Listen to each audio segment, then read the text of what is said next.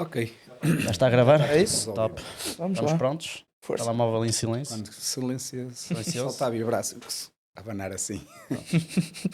Já começou. Nós não somos assim de grandes introduções. Por isso, Pedro, obrigado por teres aceitado o convite. Obrigado eu. E aqui o objetivo é falares um bocadinho sobre ti, o que tens feito na vida Ok. e o que é que achas que vais fazer no futuro também. Ok. Se quiseres contar um bocadinho a tua história, o que é que fazes atualmente e se calhar o percurso Ok. que te levou a fazer o que fazes agora. Basicamente, tirei um curso de Economia e como muita gente tira o curso de Economia, começa a pensar o que é que queres fazer da vida. E eu, quando tirei o curso, disse, quero fazer qualquer coisa, mas não quero ir para a banca. E qual foi o meu primeiro emprego? A banca. Mas porquê é que não querias ir para a banca já agora? Não sei, havia se calhar aquilo um estigma de ir para a banca, começa-se por ser caixa e assim, e isso não quadrava no meu perfil que eu queria. Felizmente, pronto, fizeram uma proposta, não fui para a caixa, e hoje se calhar foi uma lacuna, porque efetivamente vejo que é um percurso que tenho que seguir, mas na altura comecei como assistente de carteiras de alto rendimento e isso deu-me logo aqui uma visão dos mercados de investimento e trabalhava diretamente com empresários. E direto ou indiretamente também tinha que estar a acompanhar a empresa. Mas isso, pronto, foi uma, um período em que também não durou muito tempo, cansei-me um bocado disso e as coisas não correram como eu expectava. E tive um convite, entrei na indústria têxtil e comecei a trabalhar muito por dentro da área financeira e do mundo têxtil, que eu, quer se queira, quer não podia fugir a isso, que sou do Val do Ave e o têxtil no Val do Ave é atividade core. Trabalhei durante 9 anos na área financeira e padeci dos problemas que a área financeira tem, que é um financeiro que sofre hoje de um problema que vai acontecer amanhã, ou daqui a uma semana, ou daqui a um mês. Conseguimos ver um bocado com antecedência esses nossos problemas, e isso assim foi, e que levou-me a uma certa pressão, que 9 anos depois, 8 anos e qualquer coisa, acabei por sair. Quando saí, decidi que, prontos, Portugal é muito pequenino para mim. E fui para a África. Fui para a África, fui mesmo numa aventura. Era qualquer coisa que... Queria experimentar coisas diferentes. Na altura estava casado, não tinha filhos, então por que não arriscar? Consegui a oportunidade de eu ir, ver como aquilo era, se me adaptasse bem, 6 meses depois vinha buscar a minha mulher e levava-a para lá. E assim foi. No início foi um bocado duro, porque África é África, ainda para mais eu tive em Moçambique, na periferia, norte de Moçambique. Estive a trabalhar nas minas de carvão, propriamente nas minas não, mas nas empresas que dão apoio às minas, até que a minha mulher vem e começa a ver que também aquilo não era vida para nós estarmos deslocados basicamente da civilização. Por ironia do destino, acabei por ter contacto com a Motengil, com os administradores da Motengil, que me fizeram um convite e eu prontamente aceitei, porque efetivamente ia sair da periferia e vinha para a capital, Maputo. E assim foi, só que era uma área, perdão, completamente desconhecida para mim. Estava na área financeira, trabalhava em área financeira, as implementações de ERPs, apoio na gestão e controle de stocks, a parte financeira pura, financiamento de tesouraria, e dou por mim a vir para a área imobiliária. Nunca tinha tido contacto nenhum com a área imobiliária, mas foi o desafio que me lançaram. Basicamente tive de aprender, felizmente tive bons professores, que não só me ensinaram da área imobiliária, como me ensinaram muito da atividade de construção. E por aí mantive-me por longos 4, 5 anos. Mas aí estavas na na área financeira, certo? Da parte do imobiliário. Que Sim. diferenças é que fazia entre essas duas empresas? Por exemplo, uma empresa Das minas. das minas. Sim. Imagino que trabalho com explosivos e depois tem umas partes legais que também têm as suas. Certo. Aqui as principais diferenças, vamos lá ver, estamos a falar de uma empresa super organizada como era a Motengil, com os seus programas próprios, com os seus métodos, com os seus procedimentos próprios, e estávamos a falar de uma empresa que, apesar de ser uma empresa já considerável, ainda estava com muito processo em desenvolvimento. Isso foi o meu desafio grande nessa empresa, que tive de implementar ou ajudar a implementar alguns processos na própria empresa. Enquanto, quando passo para a Motengil, já está uma empresa super organizada em que uma pessoa basicamente só tinha que seguir os procedimentos. Obviamente que depois na área em que eu me inseria, na área imobiliária, ia meter muito o cunho pessoal e o cunho de análise dos projetos, todos os dias, aquilo lá em Moçambique, estávamos a falar mais ou menos em 2013, lá em Moçambique havia uma coisa fantástica nesta altura, porque uma pessoa dava um pontapé numa pedra e surgia um projeto de alguma coisa. E então todos os dias chegavam à minha mesa de trabalho uma série de projetos imobiliários e uma pessoa tinha que olhar para aquilo, separar logo o trio do joio e ter esse jogo de cintura para fazer subir a administração as aprovações, efetivamente só aquilo que interessava. Esta experiência foi interessante porque, pronto, obviamente que esta função da imobiliária não me ocupava 100% das minhas horas e então, como eu tinha um fundo de raiz financeiro, dava também assessoria à parte financeira e apoiava nos projetos de investimento que a Motengil tinha na altura. E pronto, deu-me algum traquejo, sobretudo na área comercial, porque qualquer empreendimento que se constrói tem que se vender, não é? Nós tínhamos vendedores próprios e acordos próprios com as imobiliárias, só que no final do dia quem dava a cara do vendedor era eu e o jogo de cintura que tinha a ter para gerir algumas emoções, porque isto. O mundo comercial é um bocado ingrato. Felizmente conseguia ter essa jogo de cintura, a inteligência emocional para tentar ponderar aqui, dizer que sim, sim, sim, sempre ao cliente, mas de uma forma ponderada, porque no fundo tenho que defender os interesses de quem me pagava o salário. Mas pronto, mas a África é como tudo na vida e chega a uma altura que tudo que tem um início tem um fim e para mim, o nascimento da minha filha faz 1 ano, uma pessoa começa a ponderar tudo. Começa a ponderar tudo e Foram decidi. quantos anos lá em África? Tive no total 5 anos e qualquer coisa. 5 e anos. pouco. Começa a ponderar tudo, então ponderei voltar. Obviamente que quando penso em voltar, tento ter estabilidade. Antes de voltar, comecei a preparar. Nesta altura, comecei já com a mentalidade que tenho hoje. Epá, eu vou voltar, mas se calhar está na altura de eu para voltar para ter um projeto meu. E de tudo. Isto em que ano? 2018. Procurei de tudo. Franchisings que funcionavam em África e pudessem funcionar cá em Portugal. Epá, andei basicamente a pensar em montar um negócio. E este foi se calhar o primeiro contacto que eu tive com a realidade que hoje estou a viver, da dificuldade que é uma pessoa definir que tipo de negócio é que quer ter. Mas já só para criar aqui, levantar um bocadinho a ponta do véu daquilo que eu gostava de também transmitir. Volto para Portugal já com um contrato de trabalho numa empresa muito grande, era um grupo económico muito interessante, ligado à metalomecânica, relacionado com a indústria automóvel.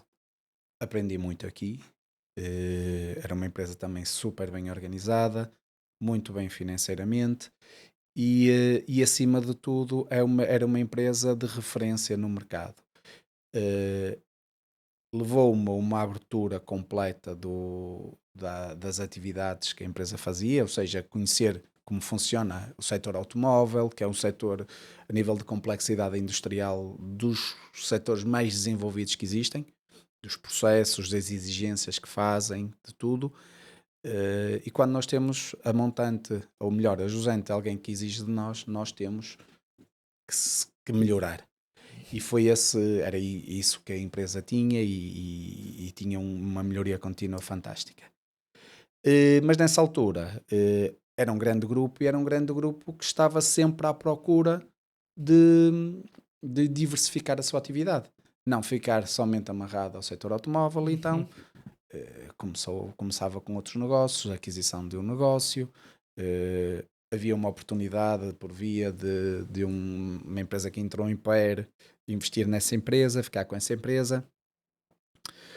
E durante este período, eu trabalhei lá cerca de 3 anos e meio, eu como estava na parte da direção financeira corporativa, eh, consegui sair um bocadinho do espectro da gestão financeira propriamente dita da empresa, em que envolve a tesouraria, tinha uma equipa de trabalho que me salvaguardava as costas, e me libertava um pouco para acompanhar a administração nestas, chamemos-lo assim, entre aspas, brincadeiras de, de analisar negócios. Analisei muitos projetos, o dono era uma pessoa também conhecida na praça, e batiam lá à porta quase todos os dias pessoas que, olha, eu tenho aqui uma coisa interessante, podia ser que você quisesse, e pá, eu estou à rasca, pode ser, se não queres investir nisto, não me queres comprar isto. Mas havia ali algum tipo de indústrias que era o foco nesses investimentos ou era Apenas bons praticamente negócios. Obviamente que era difícil sair do core, mas efetivamente desviou-se em algumas situações daquilo que era o core que fez crescer o grupo, que era a metalomecânica. Nós tivemos situações em que investimos numa empresa de eventos, por exemplo. Eu não queria também disseminar tudo, porque Sim. também as questões de confidencialidade Sim, profissional também não vou abrir muitos espectros. Como é que analisavas essas empresas? Como é que filtravas? Porque certeza que entrava ali muito ruído e Essa era a parte mais complicada. Era a parte complicada que uma pessoa tinha que gerir. Eu digo sempre que nos negócios a parte mais complicada de gerir são as emoções.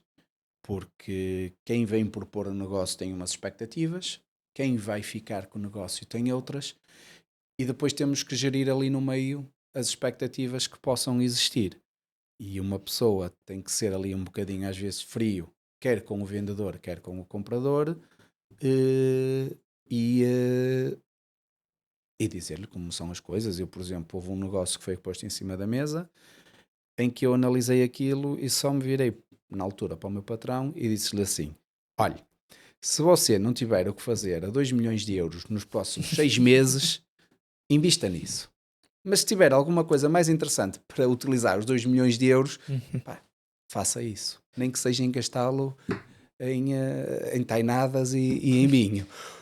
Porque efetivamente olhava para o negócio, podia ser um negócio que tivesse futuro, mas no imediato ia necessitar dali uma injeção nos próximos 6 meses de 2 milhões de euros. E não estávamos a falar só o preço que ia pagar pelo negócio, mas sim o preço que ia pagar pelo negócio mais aquela injeção.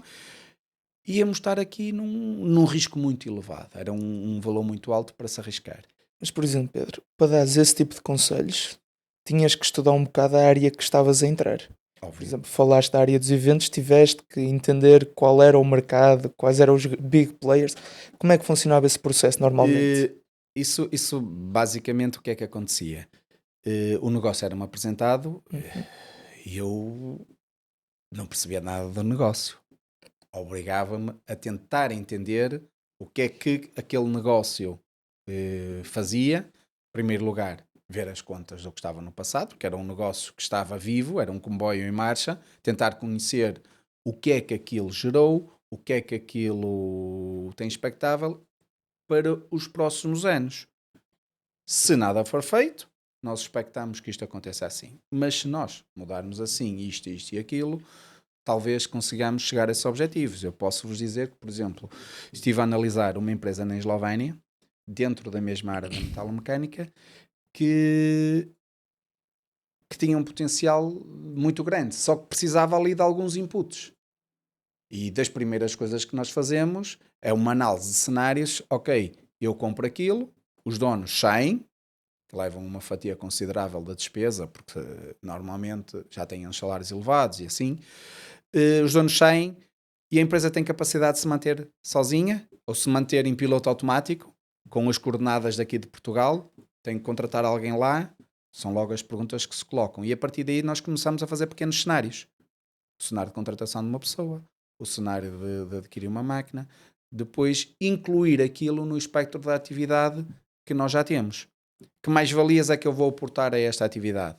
No caso dos eventos, obviamente que não tinha nada a ver uma coisa com a outra, mas que mais-valia é que nós conseguimos aportar a isto? O que é que nós conseguimos fazer deste diamante bruto, consegui-lo colocar aqui como uma coisa bastante rentável? E são esses os trabalhos que começam a ser feitos.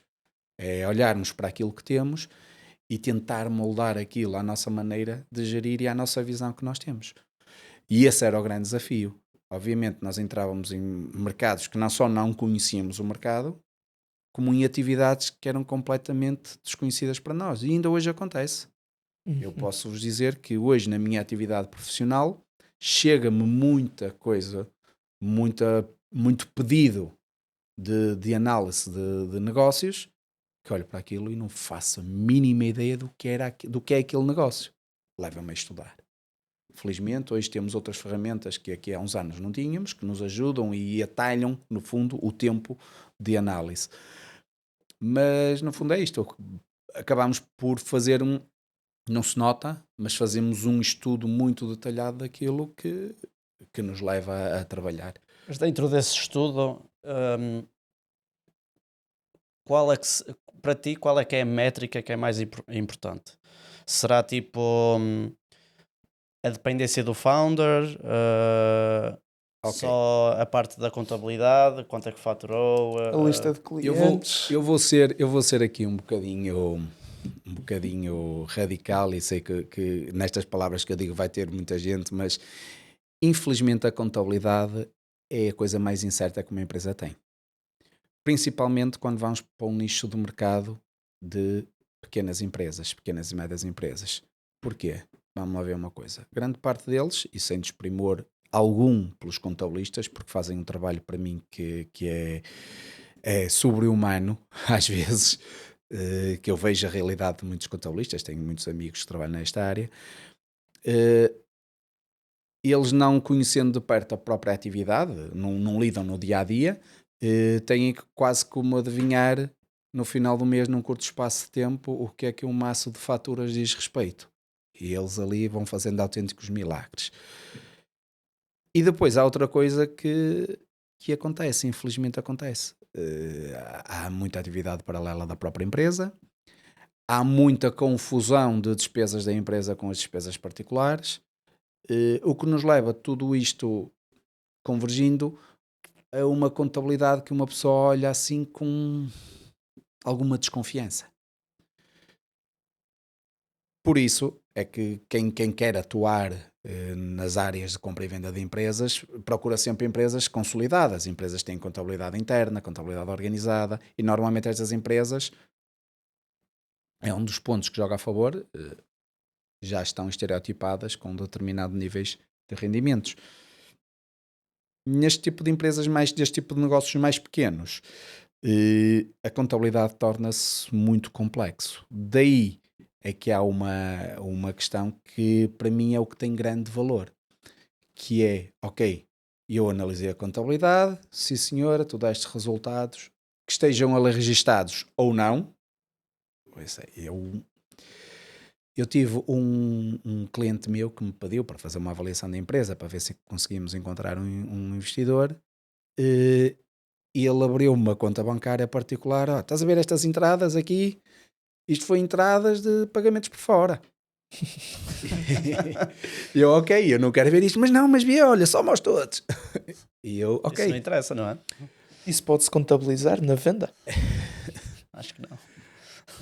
Tudo pode-se contabilizar na venda. A venda, basicamente, eu digo sempre que a venda eu não vou vender, não é como eu pegar num carro, vou avaliar como está o carro, ver o estado do carro e vendo, que eu estou a vender um bem. Ali, mais do que um bem, é um conjunto de expectativas que o comprador está a comprar, basicamente. O que é que acontece?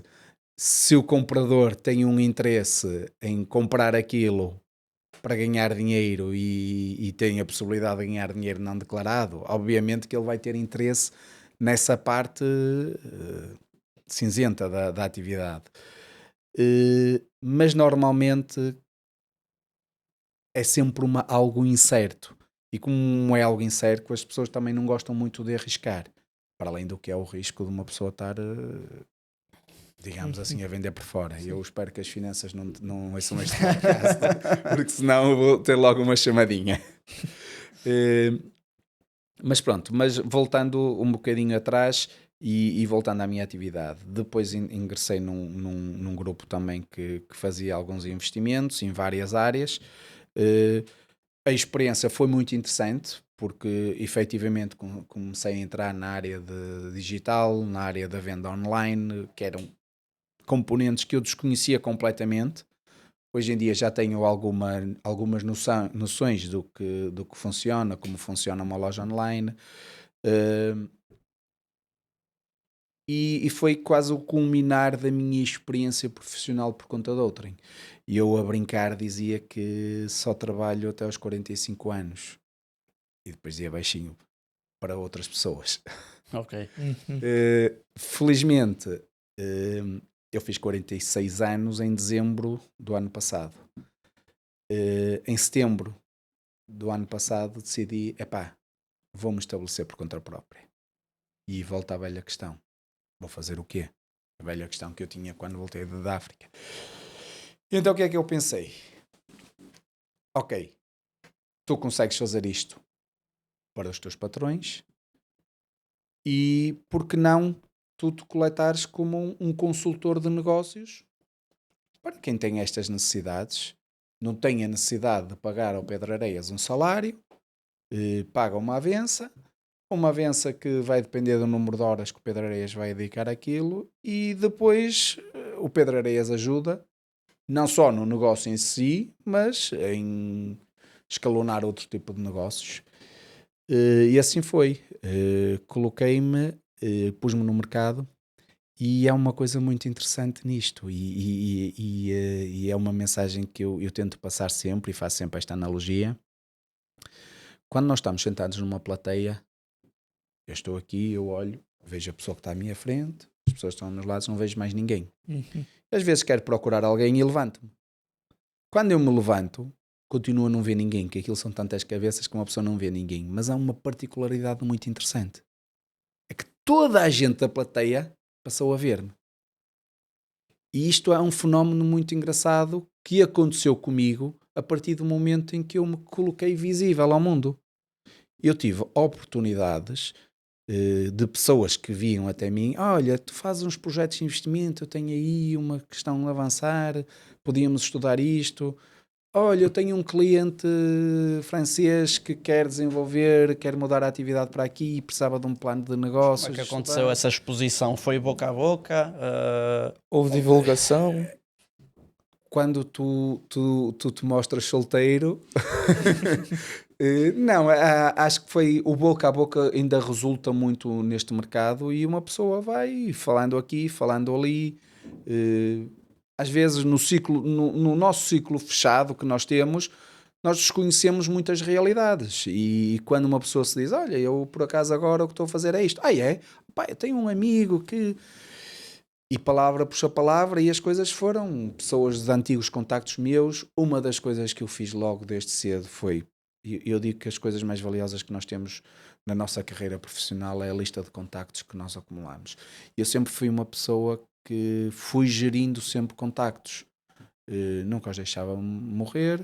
Voltei meio um olá, está tudo bem, qualquer coisa assim fica sempre bem e uma pessoa vai mantendo os contactos.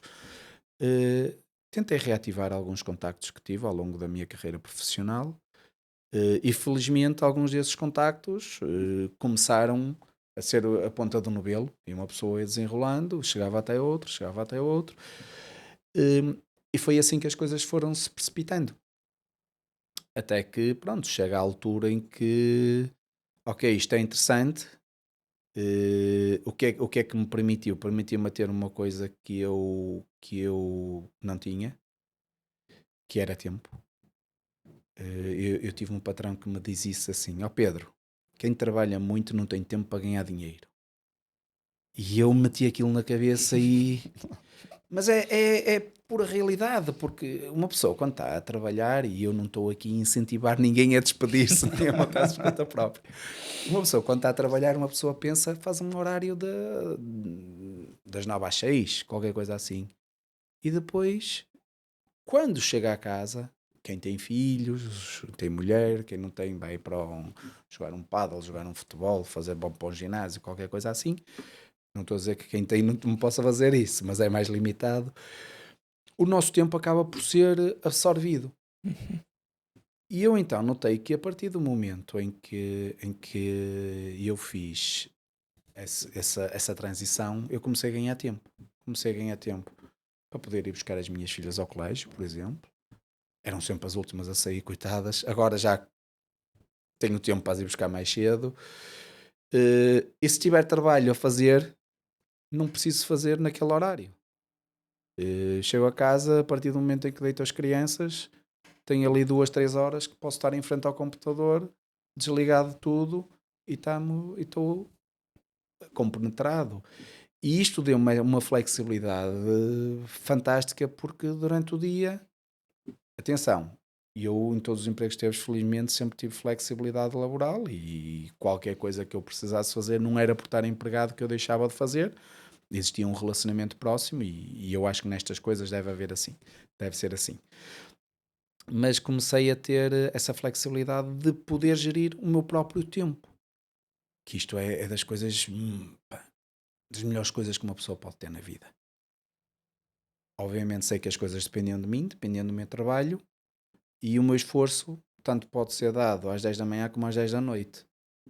Claro, há dias em que temos reuniões, há dias em que temos compromissos de visitar o cliente, e isso Sim, mas consegues gerir melhor a tua agenda, não é? completamente. Mas também há uma desvantagem, que é, não sei se acontece contigo, que é nunca desligas do negócio. Posso estar às 11 da noite, 1 da manhã, e estás a pensar... Isso é desvantagem e vantagem. E eu dou por mim, e, por exemplo, vamos daqui a pouco falar um bocadinho do projeto que tenho aqui, que até estamos aqui a tentar desenvolver uma coisa interessante. Eu dei por mim a acordar às 7 da manhã, a um sábado, e pegar no meu amigo GPT e estar ali numa conversa como se eu tivesse aqui uma conversa com vocês. Olha, e se... E o ChatGPT é sempre graxista. Boa ideia, Pedro! E então, de uma coisinha pequena, começou a surgir algo sólido. Destas conversas que eu ia tendo com a inteligência artificial, obviamente que eu empurrava para aquele caminho, e ele dizia, olha, e se tentas isto? Isso parece uma boa ideia. Dá-me aí soluções que já existam no mercado. Olha, no mercado há isto e isto. Então uma pessoa pegava na internet e estava eu lá. Então estava das 7 da manhã às 10 da manhã ali deitado na cama num sábado de manhã, que é quando nós gostávamos mesmo de descansar e desligar, sempre focado em melhorar. E isto abriu-me os horizontes, abriu-me para uma realidade, abriu-me o espectro para uma realidade que infelizmente eu já tive um contacto direto e que existe, que é uma realidade que se calhar agora vamos para a vaca fria do tema que também me trouxe aqui, que é uma realidade de compra e venda de empresas. E como é que é isso? Eu para vos introduzir, vou-vos contar um bocadinho uma história, porque eu, para além disto, tenho um negócio, não é meu, é a minha mulher que o gera, mas foi um negócio que há 3 anos nós investimos. E porquê é que eu digo há 3 anos nós investimos? Porque eu tenho um tio que tinha uma empresa, e ele neste momento está com 71 anos, continua vivíssimo para o negócio, mas reformou-se e disse que queria vender a empresa. E agora é a pergunta que eu coloco. Quando eu quero vender a empresa, o que é que eu faço para vender? Com quem é que eu falo? É um cenário comum em Portugal. Mas é o que acontece. Eu quero vender a minha empresa, vou aonde? Pois. Há algum sítio como uma loja de segunda mão que uma pessoa mete lá o artigo e depois vai alguém comprar? Não, as coisas não funcionam assim. Com quem é que eu vou falar? Olha, falo com o meu gestor de conta, falo com o meu contabilista, falo com o meu mediador de seguros. Olha, conheces ninguém? Ou então vou falar com o meu fornecedor, com o meu cliente, ou seja, dentro da minha cadeia de valor, pode ser que haja interessados. Efetivamente, haviam interessados e eu na altura, o meu tio conversava comigo e eu disse, olha, então faz o seguinte, não vendas, vê se tens interessados em ficar com ela ficar com a empresa, antes de a vender fala sempre comigo. Chegou uma altura, pronto, avanços, recuos, chegou uma altura que pus-me a analisar as coisas como elas eram e fiz-lhe uma proposta. Analisei a empresa, analisei o potencial que tinha a empresa, o valor da empresa na altura e fiz-lhe uma proposta. E eles aceitaram e então acabámos por adquirir. Claro que depois a aquisição, o céu é o limite da forma como vamos fazer. Fizemos uma proposta e assim Qual ficamos é que com a foi essa empresa. time frame desde começar a pensar em vender a empresa até o processo estar Foi, assinado e concluído? eu diria que foi para aí um ano. Foi Um para aí ano. um ano. Mas um ano por um motivo muito simples. Quem queria vender nunca fazia aquilo um ponto de honra de a querer vender. Era uma coisa de, opá, se a vendi, se Se não a calhar vender, calhou, sim. vou-me deixando estar por aqui. Não era uma urgência. Exatamente, não era uma coisa imperativa. Isto é como tudo, eu quando tenho urgência em vender a minha casa, se calhar vou vendê-la mais barato Pois. do que se tivesse 2 anos para a vender. Depende também. Eh, e esta foi das primeiras realidades que eu senti na pele o que é isto da dificuldade de vender uma empresa. E então, quando me instituo na minha atividade profissional, que é de suporte a negócios, eu começo a ver, epá, com os contatos que eu fui reativando, reativei alguns contactos de pessoas que se dedicavam única e exclusivamente à compra e venda de empresas, só que estávamos a falar de patamares, vamos ser sinceros. Eu quando vou despender de tempo meu para avaliar, para analisar uma empresa, espero também um retorno. E esta atividade M&A funciona exatamente assim. Qual é o retorno? É uma percentagem, um sucesso fee do valor da venda. Se eu vou despender o meu dinheiro, despender o meu tempo para analisar uma empresa e ver as especificidades de uma empresa e depois a empresa ser vendida por 150 mil euros, epá, por muito boa que seja a percentagem, vou ganhar ali migalhas. Certo? Sim. Pá, se calhar é interessante para um gajo sozinho como eu. Só que normalmente estas estruturas São são gabinetes. estruturas Sim. que têm Mas normalmente é escritórios no só por Porto, em success Lisboa. fee, não há ali uma taxa mensal ou... Dificilmente. Esta atividade trabalha muito por success fee. Até porque se calhar é uma atividade que demora muito tempo, por exemplo, Demora. no processo de vender uma empresa, Demora. Isto pode demorar um ano, dois ou mais. Exatamente. Isso é um cenário muito interessante que posso falar já, que é grande parte das empresas, e eu falei disto, não estão preparadas para a venda. E às vezes, quando eu quero vender uma empresa e vou ter com uma empresa destas especializada em vender empresas, o primeiro passo que tem que se dar é preparar a empresa para ser vendida. O que é que significa a empresa estar pronta para ser vendida? De uma forma muito simplista, pôr os rácios bons. Eu vou comparar isto a uma casa. Dar-lhe uma pinturazinha, fazer uma maquiagem, qualquer coisa assim. Uhum. Numa empresa é algo que também tem de ser estruturado. Limpar balanços, ver o que é resíduo que pode estar ali. E isto é uma atividade que não se faz assim. É uma atividade que por vezes demora um ano e tal. Obviamente que durante este período, o que é que estas empresas já estruturadas fazem? Fazem um contrato em que mensalmente recebem um valor e vão acompanhando a atividade da empresa nesse ano.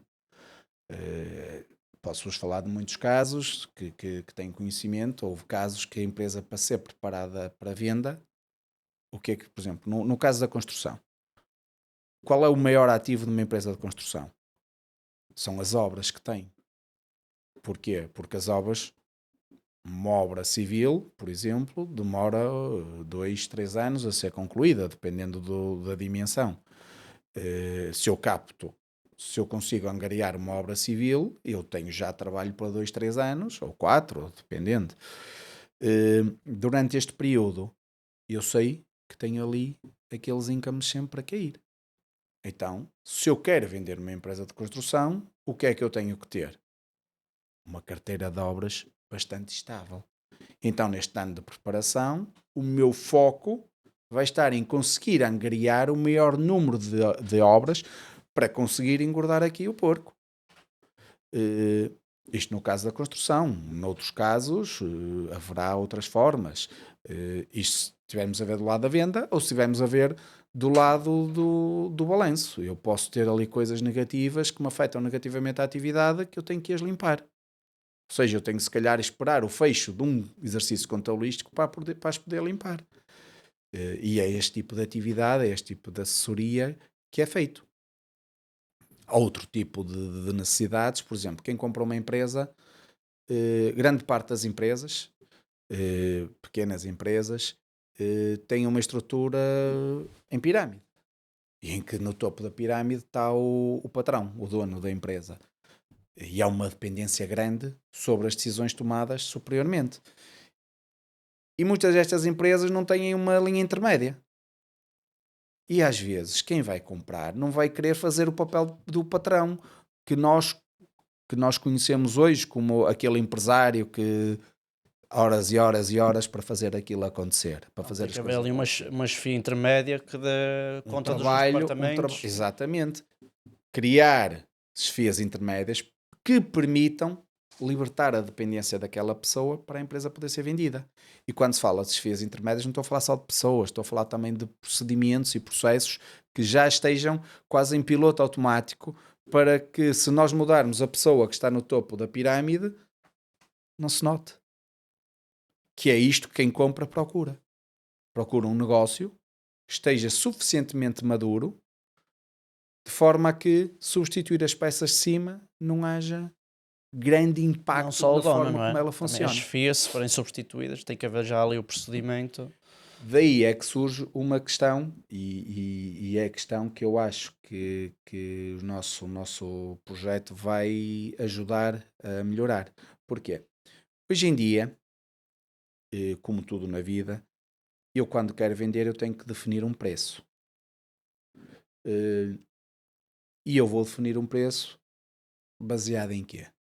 Por exemplo, perguntam-me vocês agora, como é que tu defines um preço de uma empresa para ser vendida? Eu, ok, pegas no EBITDA, o que existe, o estigma que existe no mercado, pegas no EBITDA, multiplicas por um multiplicador de setor, 3, 4, 5, 8, dependendo da atividade, e tens mais ou menos o valor da empresa. Correto. E se a empresa tiver património? Se a empresa tiver um imóvel que vale 2 milhões e tem EBITDA de 150, eu vou dizer que a empresa só vale 600 mil euros, quando tem um ativo que vale 2 milhões, que está dentro da empresa. Okay. Há aqui esta questão. Obviamente que quem compra a empresa, tirando a área imobiliária, não compra a empresa por causa do património. Compra a empresa por causa da rentabilidade futura que espera obter do negócio. E então existe quase como estereotipado o conceito de nós analisarmos as contas. Existem, no fundo, 3 modelos de avaliação. Eu também não quero ser aqui exaustivo para não cansar, mas de uma forma muito simples. A avaliação patrimonial, que é se eu secar a empresa da atividade, o que é que me sobra? Tenho os ativos fixos, vou vendê-los, quanto é que aquilo me vale no mercado? Modelo de avaliação patrimonial. Modelo de cash flows descontados. O que é isto? É eu pegar nas contas e estereotipar nos próximos 5 anos quanto é que a empresa vai ganhar, tendo por base o seu histórico, ou tendo por base as tais incrementos que eu sou capaz de acrescentar se comprar esta atividade. E então eu tenho os rendimentos dos próximos 5 anos, passo os rendimentos por uma taxa de capital que eu defino, ou que defina-se para o projeto, passamos os rendimentos para o momento presente e sabemos mais ou menos quanto é que eu vou gerar de rendimentos daquela empresa quando eu comprar. Desse valor, vejo o enquadramento e será um valor modelo para eu ter em consideração. O outro modelo é o modelo de vender uma casa. Olho para o vizinho, pá, a casa do vizinho é igual à minha, ele vendeu por 200, pá, então a minha também vale 200. E basicamente existem estas 3 formas de vender empresas. Em separado, nenhuma funciona, porque património, ninguém quer comprar a empresa por causa do património. Com a devida ressalva, excetuando a especulação imobiliária. Exatamente. Pelos cash flows descontados, há muito risco lá envolvido. E há a questão depois também do património. Eu vou estar a avaliar uma empresa, mas depois não tem património, por isso tenta-se fazer uma ponderação nesses 3. Isto dita-nos um valor médio que poderá estar avaliado um negócio. E hoje em dia, se nós formos ao mercado e contratarmos uma consultora, a consultora vai utilizar estes métodos. Eu pensei uma quarta forma de avaliar, que é introduzir aqui o que eu chamo do net value. O que é isto do net value? É a rede de valor que orbita em volta de uma empresa, que às vezes tem tanto ou mais valor do que o valor da própria empresa. O que é que eu quero dizer com isto? Tenho que perceber se é uma empresa que está dependente de um cliente ou de muitos clientes. Se na relação existe uma relação de Pareto, 80% dos meus clientes correspondem a 20% da minha faturação e 20% dos meus clientes 80% da faturação. Se há dependência, de alguns clientes que são fulcrais para a empresa, se há dependência de fornecedores, se existem contratos, por exemplo, nas obras públicas, se existem contratos nas obras públicas ou nas obras privadas, se existem contratos que me sustentem a atividade da empresa de longo prazo, se a empresa trabalha num mercado B2B, B2C.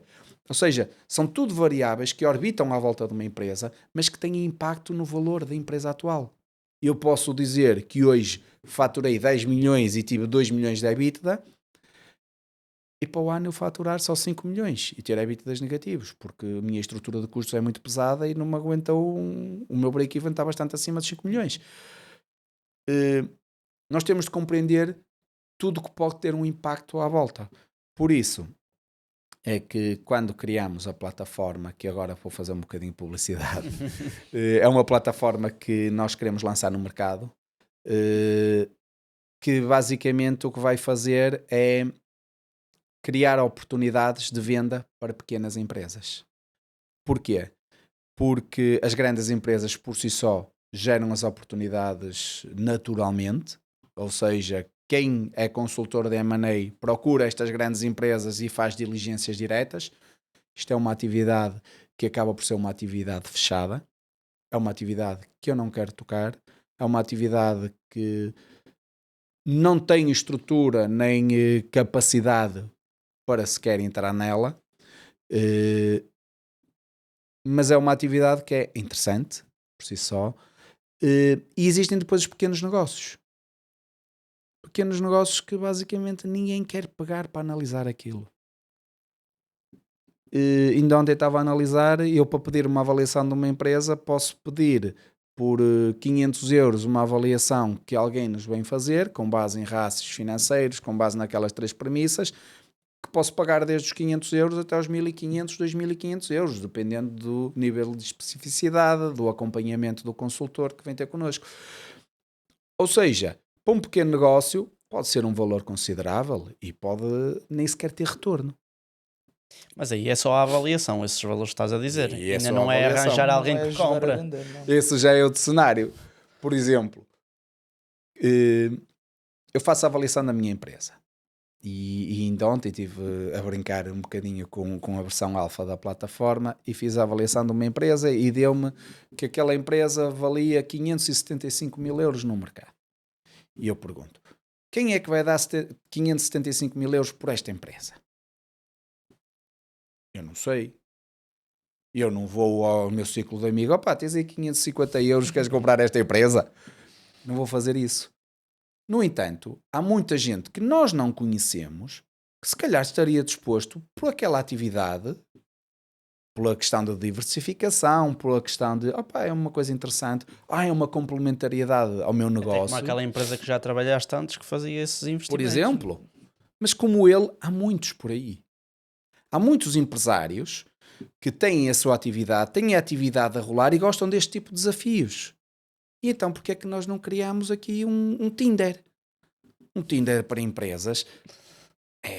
De um lado estão as gajas, do outro lado os gajos, de um lado está quem quer vender, do outro lado quem quer comprar, e faz-se aqui um match automático, conforme os interesses, conforme as disponibilidades. Olha, eu quero comprar uma empresa, mas só quero pagar 300 mil por ela. Ok, está ali num ranking, há de haver empresas para vender por 300 mil. E está ali, quando houver, cria-se ali um match, é sugerido e incentivamos o namoro. E depois estamos lá para o casamento para comer e beber e trazer o sucesso que também é preciso. Exato. E a empresa avalia? A plataforma avalia as empresas? A plataforma vai estar preparada, em primeiro lugar, para oferecer um serviço à empresa, um serviço acessível à empresa, avaliar a empresa por um baixo valor. Obviamente que esta avaliação vai ser uma avaliação já pré-definida, com os parâmetros contabilísticos, com AI à mistura. E depois a plataforma vai interagir como se fosse um consultor com quem quer avaliar a empresa. Vai fazer estas perguntas-chave. Nós temos já um logaritmo que permite-nos quantificar o peso que cada rúbrica vai ter, que cada resposta vai ter no value net da empresa. E depois o que esta plataforma vai nos dizer, vai nos medir o nível de risco, vai estar relacionada com estas plataformas que existem. Vamos só aqui fazer um parênteses. Quando eu digo, esta empresa está à venda, o que é que o mercado sente? Que está mal. Está a dar prejuízo. Que está à rasca, que quer se ver livre. Está nas últimas. Na verdade não é isto. Não é isto que acontecesse. Não estou a dizer que não vai acontecer. Vai acontecer.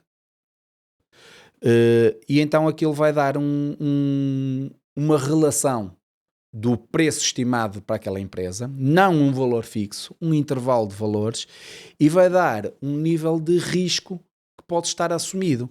É quase, eu não sei se vocês conhecem a figura da avaliação de Monte Carlo. A avaliação de Monte Carlo eu passo-vos a explicar assim de uma forma muito simples. O que vai fazer é, sobre determinado evento, criar múltiplos cenários de acontecimentos, que podem ser positivos ou negativos. E aí vai criar uma espécie de curva, onde quanto mais alto for a curva, uma hipérbole, quanto mais alto for o pico da hipérbole, define-se mais ou menos o preço, mas quanto mais larga for a base, maior o risco. E principalmente se aproxima de zero, se entra em valores negativos, aí também existem níveis de risco. E então esta plataforma o que vai fazer é avaliar especificamente a avaliação direta da empresa e avaliar o value net e dar um valor estimado e um nível de risco. De 0 a 100, esta empresa está cotada em 80 e tal, por exemplo, de risco.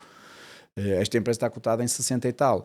E então quem compra, quem vai depois analisar esta empresa, vai ver que, ok, é uma coisa muito interessante, tem um preço bom, mas tem um nível de risco baixo. Ou não, tem um nível de risco alto. Ou não, tem um nível de risco baixo, mas está um preço elevado. E estas variáveis são variáveis importantes na decisão. Obviamente que a plataforma permite fazer isto.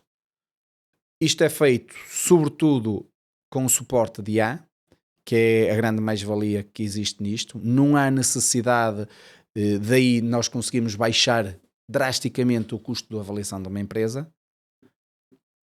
E se o empresário quiser, nós temos consultores especializados que fazem o que as consultorias do mercado também o fazem.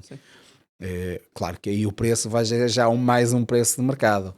E dependendo depois do envolvimento que o consultor tem que ter.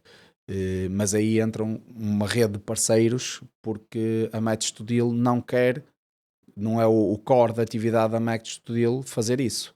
A Match to Deal quer trabalhar num ambiente em que tenha uma rede de parceiros. Se é preciso ir fazer uma avaliação, a Match to Deal encontra o parceiro mais próximo para fazer a avaliação.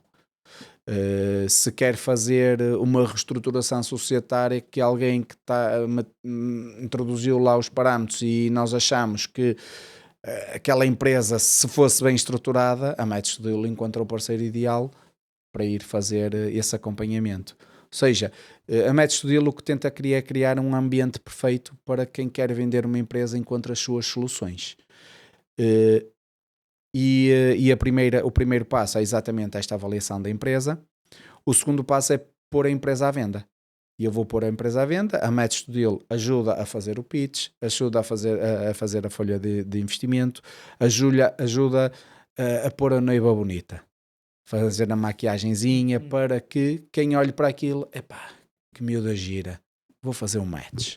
E faz um match e depois é lá com eles começarem o relacionamento, ir ao encontro, e depois a Match Deal basicamente ajuda nisso. Vai acender a vela, vai servir o jantar, faz essas coisas todas.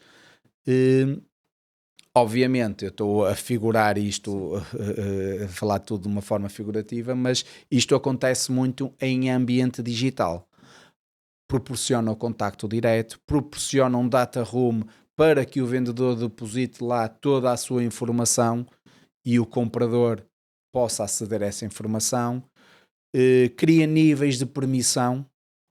Ok, um beijinho ainda vai, mas não vai mais que isso no primeiro encontro. Ok? Cria níveis de permissão em que o vendedor diz, ok, este comprador tem realmente interesse, vou-lhe dar outro nível de permissão. Podes explicar melhor essa parte das permissões, que é, existe aí um match, mas ainda nenhuma informação está à amostra. Ainda a informação não está à amostra. O que é que acontece? Os compradores vão ter vários níveis de poder ser compradores. Há um nível básico, que nós não compramos nada, em que eles pura e simplesmente registam-se e vão ver as oportunidades que existem ali de negócio. Mas são oportunidades simples, em que nós damos o setor de atividade, o volume de vendas, o EBITDA, alguns indicadores chamariz atrativos, alguns pontos de atratividade. E o investidor diz, epá, isto parece ser interessante.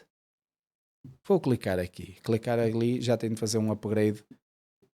É um mínimo, é um valor quase simbólico que tem por mês, mas é um valor que não só ajuda a manter a plataforma, mas sobretudo cria um compromisso.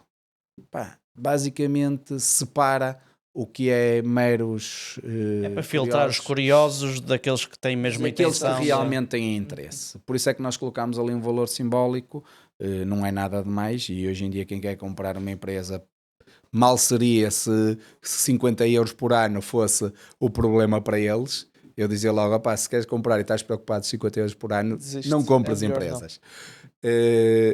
Mas basicamente em que eles vão ter o acesso mais detalhado à atividade. O anonimato do comprador é sempre uma questão muito importante.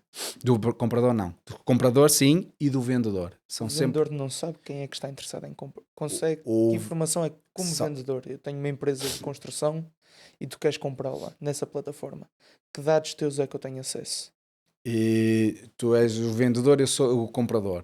Sim. Ok, tu vais ter o acesso ao meu ramo de atividade, se calhar ao meu volume de negócios, sim ou não, dependendo da informação que o comprador queira passar. E o comprador é que vai definir. Aqui é mais a questão que falaste há bocado das permissões. Exatamente. Existe ali um match, se calhar existe ali um pedido de contacto, que eu quero saber mais sobre o teu negócio, e depois haverá ali uma comunicação, e depois o vendedor, se quiser libertar essa informação, liberta, se não quiser, não liberta. O vendedor está sempre salvaguardado a nível de confidencialidade. Foi uma das premissas que esta plataforma tem, é que quem vai pôr uma empresa à venda só vai ser identificado como a empresa que está à venda na altura em que o vendedor quiser e a quem o vendedor quiser. Porquê? Prostituir um negócio é a pior coisa que existe. E eu, a partir do momento em que coloco o rótulo, estou à venda, o preço do meu negócio cai a pique. Então vamos proteger esta questão. Vamos manter a empresa basicamente resguardada de todo este tipo de assédio. E mesmo para a Match to Deal, nós temos interesse em que o negócio aconteça por nossa interferência. Obviamente que nós não estamos livres de um bypass ou o que seja, porque infelizmente sabemos como são estas coisas. Claro que a plataforma tem formas de se proteger com essas situações, mas isso são pormenores e depois na altura, no lançamento, há de ser tudo escamoteado.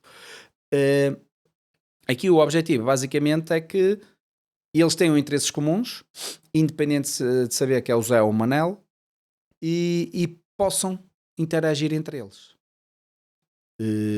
Sob a supervisão da aplicação. A aplicação, obviamente, que há situações que tem de não autorizar. Por exemplo, quando é passado um número de contacto telefónico por via de chat, pode haver um bloqueio se não tiver sido assinado determinado documento com a Match to Deal, porque no fundo, vamos ser sinceros, nós estamos aqui para todos ganhar dinheiro. Nós não deixamos de ser uma empresa e basicamente o que nos vai dar a ganhar dinheiro é o sucesso das operações. Queremos promover o sucesso, mas queremos promover um sucesso em que nós possamos também estar envolvidos, porque senão não somos nenhum micro-ondas que aquece a comida para os outros comer. Mas o conceito está muito assente nisso. Discrição, acima de tudo, a tal confidencialidade. O selo de confiança, que é um dos fatores muito importantes, como começámos a conversa a falar, que às vezes a contabilidade não refletem bem, nós tentamos criar a possibilidade da empresa que está à venda ter um selo de confiança. E o que é este selo de confiança? As contas são carregadas, são validadas, toda a informação solicitada é carregada, a empresa não tem dívidas fiscais à Segurança Social, a empresa não tem incidentes judiciais, ou seja, é uma empresa que está boa para venda. Mesmo tendo, pode estar boa para venda, só que é assinalada lá, há confiança que nós já validamos isto. E isto é o que também o comprador quer sentir por parte de olhar para o negócio, ok, este negócio está com um selo de vendabilidade. E vê, ok, isto já foi verificado, já houve uma pré-due diligence. Claro, e salvaguarda aqui, e para todos que compram empresas, nunca estão livres de ir analisar como é que a empresa efetivamente está. Isto é um ponto que depois podem utilizar o apoio da Match to Deal, volto a dizer, via parceiros acreditados para o efeito. Temos ROCs parceiros, temos TOCs parceiros e temos consultores que fazem este tipo de atividade, que também proporcionamos esse tipo de serviço. São os tais serviços complementares à nossa atividade fulcral, que é proporcionar um encontro entre quem quer vender e quem quer comprar. Porque hoje em dia, vender um pequeno negócio é muito, muito difícil. E eu acho que também falei aqui um bocadinho por alto das potencialidades, e acho que é importante nós vermos uma coisa. Hoje em dia, no mercado, eu se quero vender uma empresa, ou é este boca a boca, ou vou registar a empresa nos classificados. OLX, eu já vi lá empresas à venda. Exatamente. Ou seja, e isso que credibilidade tem? Primeiro, que taxas de sucesso é que existem aí? Nós vemos diretórios e centros primor deles, que eles fazem os serviços deles, em que basicamente captam as empresas à venda e colocam-nas lá, fazem um bocadinho do que faz a Match to Deal, mas criam apenas um catálogo de empresas à venda. Nós não queremos ser isso, não queremos ser o catálogo, queremos avançar mais que isso. Queremos que as pessoas que efetivamente queiram pôr a empresa à venda saibam que na Match to Deal a probabilidade de sucesso vai ser elevada. Queremos desmistificar essa. E depois o que é que acontece? Queremos poder criar filtros efetivos sem ser necessário o comprador estar a fazer eles próprios os seus filtros na atividade, porque posso-vos dizer, pode aparecer um café que queira ser vendido para trespasse, um restaurante, Ou pode aparecer uma confecção têxtil, pode aparecer uma serralharia de vão da garagem ou uma grande empresa. Nunca estamos livres do que pode surgir, e esta plataforma nós queremos fazer uma plataforma disponível a nível universal. Não queremos criar aqui nichos. Ok, vamos só nos dedicarmos a pequenos negócios da área da restauração. Não. A área da restauração vai ter o seu nicho e vai ter o seu nicho de compradores. O chefe de cozinha, se calhar, há de querer, olha, está este restaurante à venda, está bem localizado, eu vou ficar com ele mais pela localização. E compra outro espaço, depois põe à sua maneira. Pode haver de tudo, até próprias cadeias de franchising que estejam interessadas à venda dos franchisados ou o que seja. Queremos fazer um conceito aberto universalmente. Queremos que as empresas que efetivamente olhem para a plataforma e vejam como uma solução credível. Eu não tenho dúvidas que grande parte das empresas que serão colocadas será por questões sucessórias. É normal. Ainda no outro dia estive num evento organizado por uma associação empresarial que era relacionado com a sucessão. E uma pessoa olha e tem esta realidade que o nosso tecido empresarial já é um tecido empresarial com alguma idade. Por isso é que eu digo sempre que nos próximos 10 anos 80% das empresas vão mudar de mãos. Ou vão mudar de mãos para terceiros, ou para fundos de investimento, naquelas que efetivamente têm valor que geram muito dinheiro, entenda-se assim, porque não quero desvalorizar as que têm habitats mais baixos, ou pela própria sucessão. Vai mudar de mãos, pai para filho, mas muitas das vezes o filho não quer negócio do pai. Ou o negócio correu tão bem ao pai que proporcionou uma educação para o filho, e os filhos agora são médicos e são investigadores e estão em Ou Nova já tem Iorque. outros negócios. Ou criaram o seu próprio Outras negócio. ambições, sim. Ou simplesmente não querem saber daquilo. Viram a vida do pai que era miserável. Eu olho aqui para o nicho do mercado onde vivo, o têxtil, e vejo, muitos dos filhos olham para o pai e dizem assim, o meu pai perdeu o cabelo todo ou ficou com ele todo branquinho só a lidar com estas flutuações, porque estamos a falar de uma atividade muito cíclica e que o tempo, o timing de uma empresa ser boa a estar em risco de insolvência são 6 meses, é uma estação correr mal. E estas preocupações que os filhos veem os pais terem, eles se calhar não querem para eles. E já para nem falar nas questões geracionais, que às vezes o que o meu pai quer não é obrigatoriamente o que eu quero. As mentalidades são diferentes. Completamente. E hoje em dia, a geração de hoje em dia gosta muito mais destas novas tecnologias, gosta mais de estar numa empresa... Se quer chatear. Eu não diria assim, porque nós temos casos e casos, mas basicamente o lidar com pessoas. Muitas destas estruturas são estruturas dependentes de mão de obra, e lidar com pessoas é a coisa mais difícil que existe. E os filhos não estão para isso. Por isso simplesmente. E então, o que é que resta ao velhote, entre aspas? Toca a vender, não é? O que é que resta ao velhote? Vou vender isto, vou materializar isto para pelo menos eu gozar o resto da vida e eles materializarem os sonhos deles, terem dinheiro para isso. E são boas oportunidades que muitas vezes grandes fundos de investimento estão a ter negócios por fundo dessa via. E a nossa realidade é que queremos ir também a esses negócios na nossa proporção, porque sabemos que nem todos os negócios estão acima de 1 milhão de euros de habitats. Pequenos negócios podem ser bastante rentáveis. Eu, se tiver um negócio, se for eu próprio a gerir, tenha 2, 3 pessoas, e se no final do ano tiro o meu ordenado, e se no final do ano ainda me dá um EBITDA de 100 mil euros, eu fico todo contente. Grande negócio que eu tenho. Já é bem bom. E há muitos negócios destes. Interessa identificá-los. E depois há muitas pessoas, porque eu estou a ver, nós somos eu gosto de dizer isto, somos pessoas novas. E nós olharmos para isso, eu costumo dizer que entre os 35 e os 40 existe, que foi o ponto que também me tocou a mim, existe aquilo de estou farto de trabalhar para outros. Vou montar o meu negócio. Depois surge a dúvida, o que é que eu vou montar?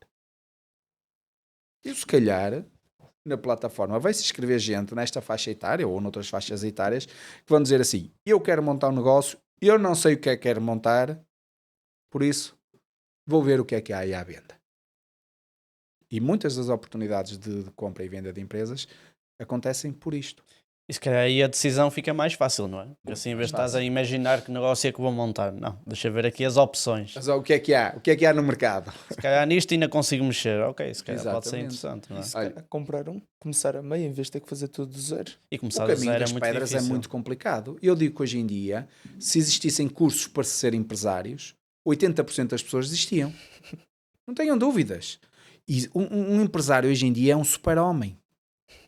Porque sobre ele recai as responsabilidades de um negócio e as responsabilidades do negócio correr mal. Vocês imaginam o que é, uma pessoa que gera um negócio e tem um ano que lhe corre mal. E se lhe corre mal, a tesouraria vai a banar. E tem duas possibilidades. Ou mete dinheiro dele na empresa, Ou fecha. ou não. Ou acontece outra coisa que, infelizmente, é uma bola de neve. Vai buscar financiamento bancário. E eu vou dar cabo da atividade bancária agora. E ao ir buscar endividamento bancário, das duas uma, ou põe o património da empresa, ou põe o seu património em risco. Porque eu vou dar um aval. Nenhum banco hoje em dia faz um financiamento se não tiver lá o avalzinho de quem se vai responsabilizar sobre isto. E se o negócio não dá a volta? Por isso é que eu digo, é tão bom empresário aquele que sabe quando entrar como aquele que sabe quando sair. Mas acho que aí não se devia misturar avales pessoais a coisas de empresa, não é? Diz isso às bancas. O problema é esse. Nós vamos, seja ele percorrendo desde o verde à cor de laranja, passando pelo cor de rosa. A banca hoje em dia está muito solidificada na confiança que tem no empresário. Basicamente a banca não quer emprestar dinheiro para ficar com um ativo. Quer emprestar dinheiro para que o dinheiro seja pago e eles ganhem o dinheiro dele. Não os censuro. É esta a atividade deles. E com base em quê? Com base na confiança que têm no empresário, que o empresário vai dar a volta à adversidade. Ou o empresário está a investir e efetivamente os números que o empresário apresenta são números credíveis e a banca confia. E é nisto. E depende dos valores também, não é? E Se agora, for valores baixos, cá eles até fecham os olhos e... não é bem assim, mas põe-te no lugar da banca. Eu sei que eles querem sempre um retorno, não é? Eu vou pôr as coisas deste modo. Chegas à minha beira e pedes-me 1 milhão de euros emprestados. Eu, sim senhor, 1 milhão de euros. Não vai ser assim. Para que é que és 1 milhão de euros? Mas 1 milhão de euros também não são trocos. Eu estava a falar dos trocos. Prontos, mas vamos para... Pronto, sim, mas 1 milhão de euros. 300 okay. mil euros. E eu te pergunto, para que é que queres 300 mil euros? E tu, queres 300 mil euros porque aí é um negócio interessante e não sei o quê, não sei o que mais, porque isto pode evoluir e vai dar muito dinheiro. Eu, sim senhor, olha, eu empresto 300 mil euros, mas tu dás o teu aval pessoal. Tu dizes, não, o meu aval pessoal não dou. Eu disse, quer dizer, tu não acreditas no negócio porque não estás a dar o teu aval pessoal e queres que eu acredite? Percebem? Esta é um bocado pormos nos sapatos da banca. Queres que eu acredite no teu negócio se tu nem acreditas o suficiente para pôr o aval? Se tu acreditas que é bom, qual é o problema de pôr o aval?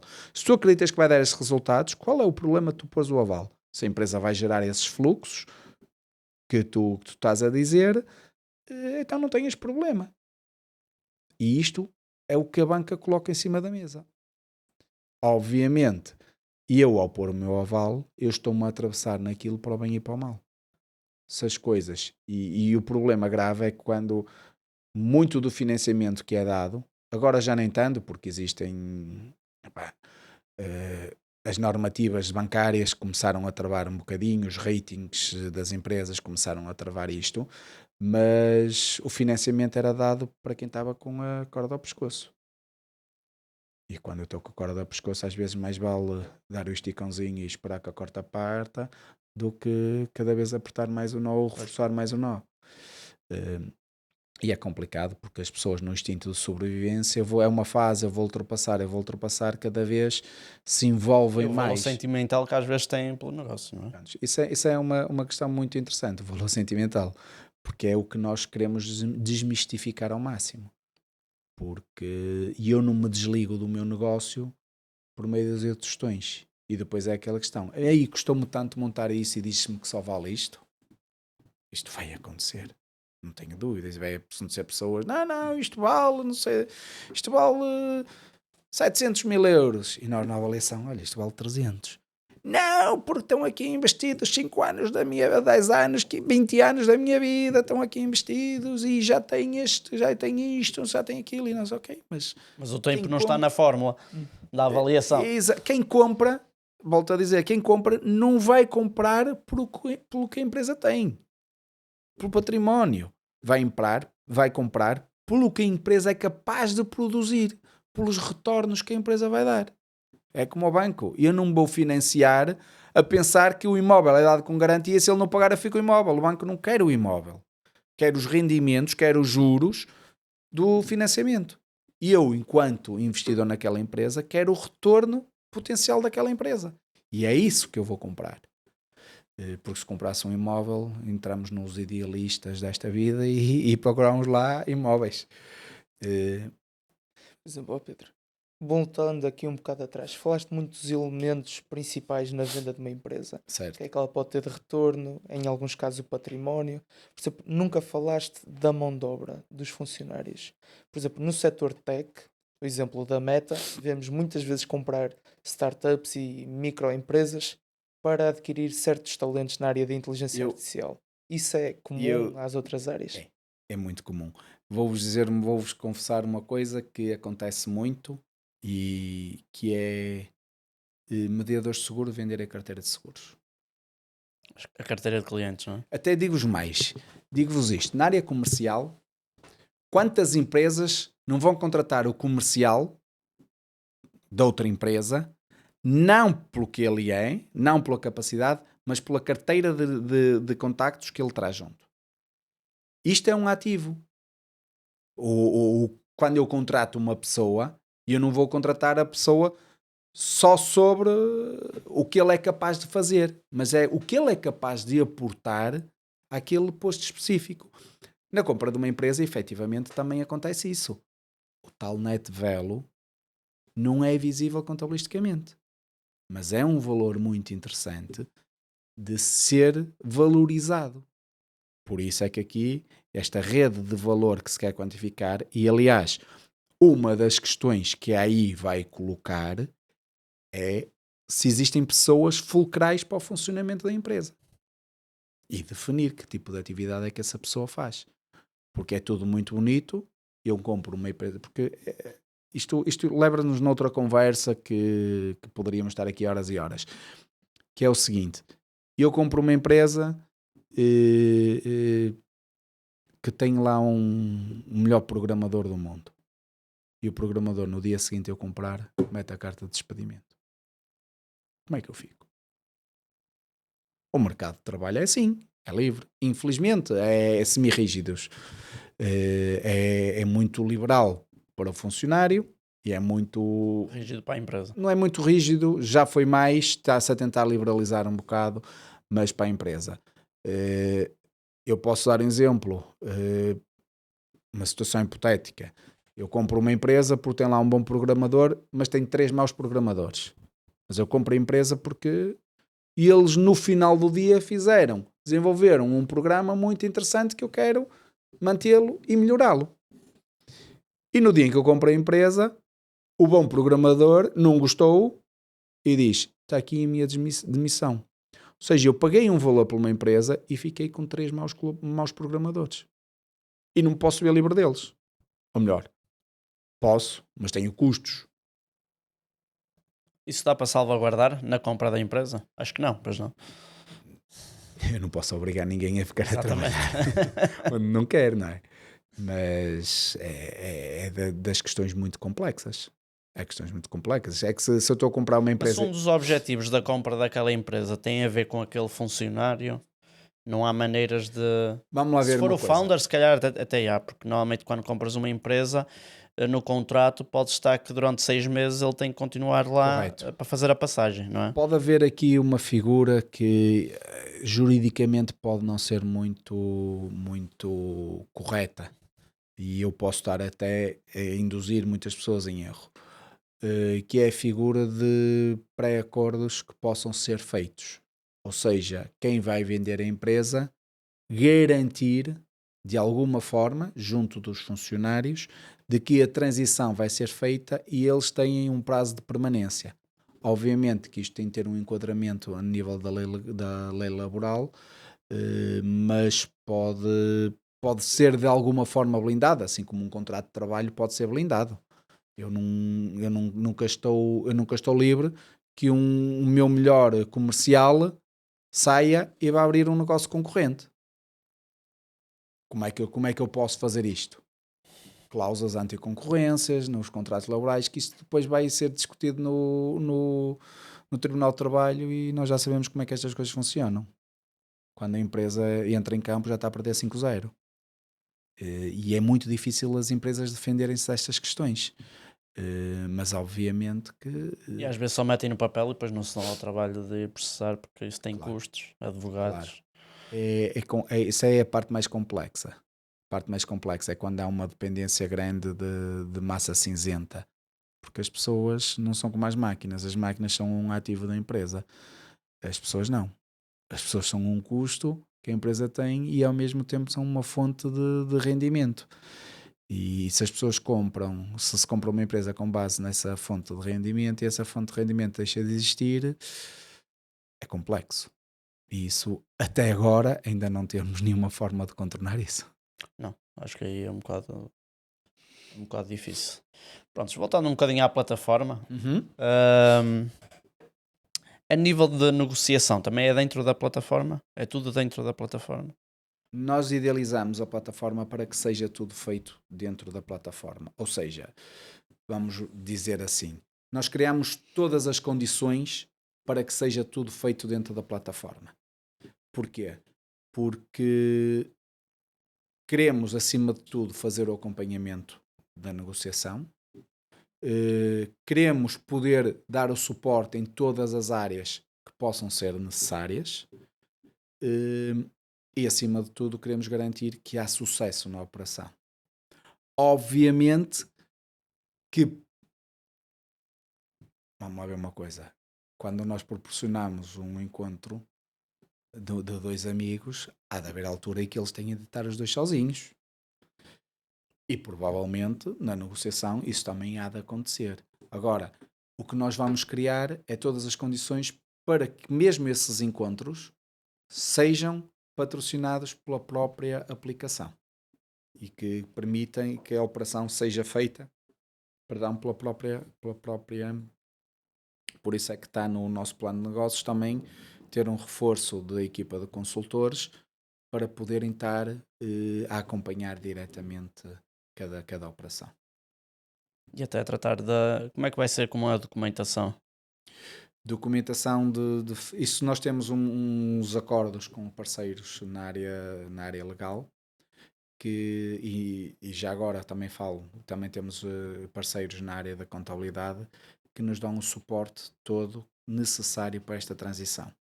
Tudo o que é documentação legal, tudo o que é componente contabilística, tudo tem o suporte de uma rede de parceiros. Nós estamos a criar a Match and Deal mais que uma plataforma, é um ecossistema que permite a que a empresa dentro deste ecossistema tenha todos os serviços que necessita a um custo controladíssimo. Eu acho que este é o ponto fulcral, que se uma empresa se socorresse de um consultor, provavelmente ia pagar mais e provavelmente teria menos sucesso, sem desprimor da atividade dos consultores, mas dependendo da atratividade do negócio, os consultores podem estar mais ou menos interessados, ou às vezes nem é só a própria diligência do consultor, é a diligência do mercado, porque... Eles depois também escolhem, não é? Se eles veem que é um negócio que é muito difícil de fechar, eles não vão pegar naquele negócio. E não é só não pegar, às vezes é a própria diligência que dão ao próprio negócio, porque reparem numa coisa, eu vou gastar X horas do meu tempo para um negócio que a previsibilidade de sucesso é baixa e mesmo havendo sucesso, a rentabilidade que eu retiro desse negócio também é automaticamente baixa. E depois é outra coisa, os consultores são consultores de M&A porque eles têm por trás dele uma rede de investidores. E essa rede de investidores coloca-lhe fasquias. Eu não quero nada com EBITDAs abaixo de 500 mil, eu não quero nada com EBITDAs abaixo de 1 milhão ou de 2 milhões a estas fasquias. Ou seja, a rede de contactos que existe do lado do vendedor com os consultores já é um nicho de mercado muito elevado e não vão estar disponíveis para estes pequenos negócios. Obviamente que depois esses pequenos negócios vai ser do passa-palavra também, do consultor. Conhece, porque quer se queira, quer não, eu sou consultor, ando no mercado, tenho muitos conhecimentos e o que eu vou fazer é apresentar ao fulano A, B ou C. A, B ou C, da minha área geográfica de intervenção. Mas porque é que não abrir isto? Reparem numa coisa, estou aqui um fulano do norte, negócio das francesinhas, é um negócio interessante. E eu tenho uma casa de francesinhas aqui no Porto que funciona muito bem. Sempre casa cheia, não há reservas, há sempre filas de espera, maravilha. E eu digo, epá, isto era interessante abrir uma coisa destas em Lisboa. Muitas cadeias já o fizeram. Vou abrir a Casa de Francesinhas 2 em Lisboa. Onde é que eu vou abrir? Procurar espaços. Se calhar o que eu faço, vou procurar já restaurantes que estejam em trespasse, que já têm as condições todas preparadas. Então ponho lá trespasses. Às vezes fica Procuro mais em trespasse. conta Muito mais em e é conta. mais fácil até de... Eu não tenho que equipar de novo, porque eles já estão equipados. Restaurantes, snack bar já É estão. só dar aquele toque do É branding. só dar o branding, é só fazer a lavagem de cara, mas eu já tenho a cozinha equipada. Faço, se calhar, a melhor disposição disto. Pá, vou comprar um equipamento ou outro que eles não tenham, ou uma coisa que não interesse, mas já tenho. Então, porquê que me vou preocupar em vir procurar um espaço, preparar-me para mobilá-lo todo? Mobilá-lo, se calhar, vou ter que mobilar, porque é ser a minha imagem. Quando eu abro uma rede de franchising, tenho que me preocupar com a imagem que seja uniforme. Mas porque é que eu não tenho que preparar com o equipar uma cozinha, pôr tudo direitinho, quando se calhar já existem soluções no mercado que possam estar disponíveis? E às vezes fica muito mais barato comprar um trespasse. Compro um trespasse e depois é questão. Às vezes compro trespasses com contratos de arrendamentos a preços, coisas já não encontro. E se eu já vem de trás. Porque já são contratos consolidados e consigo por aquilo e consigo um contrato de arrendamento mais em conta do que se calhar se for procurar um espaço novo. Porque o mercado de arrendamento nós também sabemos como é que anda.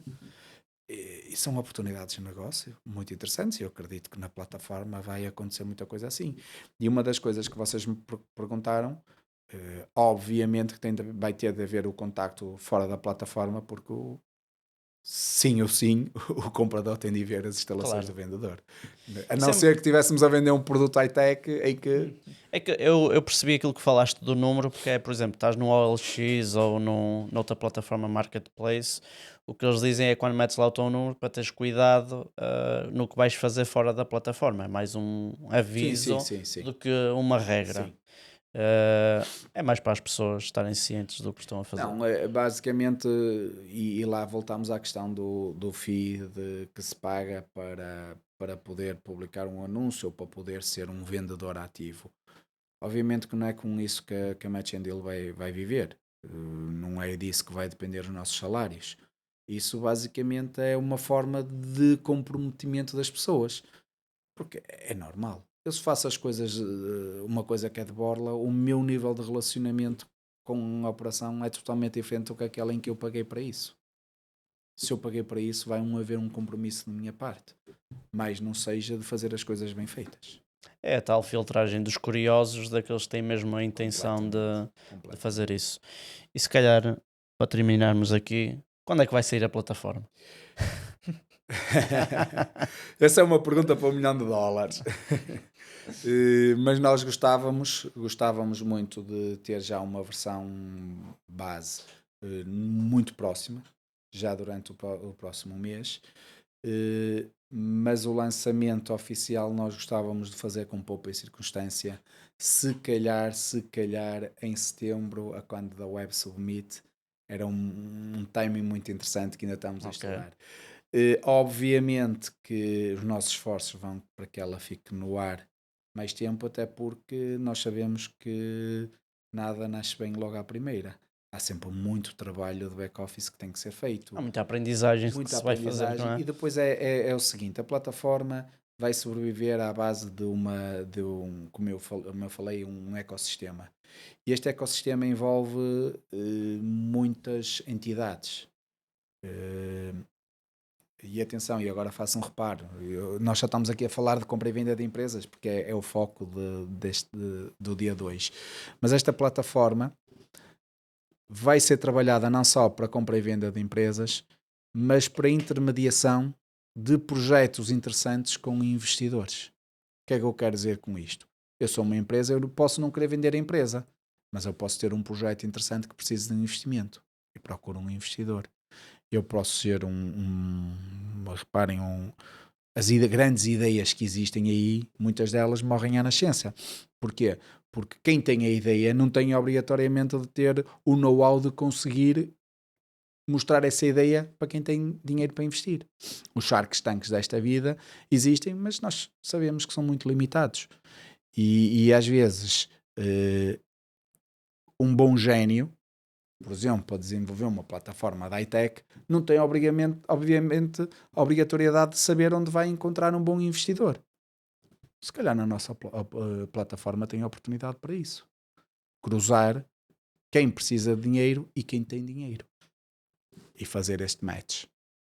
Isto é da fase 2 da plataforma que nós vamos querer. Aliás, o que nós pretendemos é, e quando eu falo Web Submit, é exatamente já também ter esse conceito de investidores cadastrados na nossa plataforma. Cruzar aí o Web Summit.